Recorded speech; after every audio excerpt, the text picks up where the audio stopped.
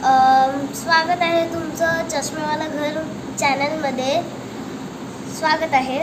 तर तुम्ही मागच्या व्हिडिओमध्ये बघितलाच असाल की मी एक तुम्हाला पोएम बोलून दाखवलेली, कारण माझ्या स्कूलमध्ये पोएम रेसिटेशन होतं आणि तीच पोएम मी तुम्हाला सादर करून दाखवलेली। तर आज मी काही वेगळं करून दाखवणार आहे, कारण तुम्ही बोलतच असाल मी एवढी सगळी का अडकून पडून बसते, कारण मी डान्स क्लासला जाते आणि माझा डान्स क्लास खूप छान आहे। कारण मी आधी पण एक डान्स क्लासला जात होती, पण मी बंद करून टाकला आणि दुसऱ्या डान्स क्लासला जायला लागले।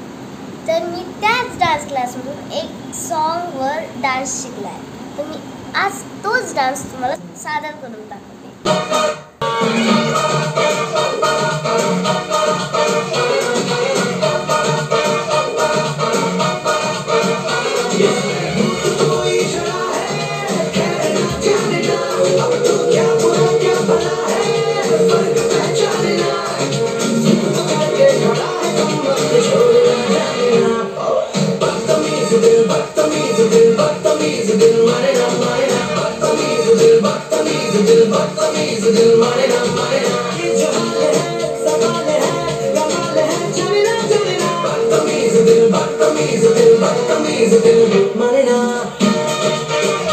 सो गाईज, तुम्हाला कसा वाटला माझा डान्स?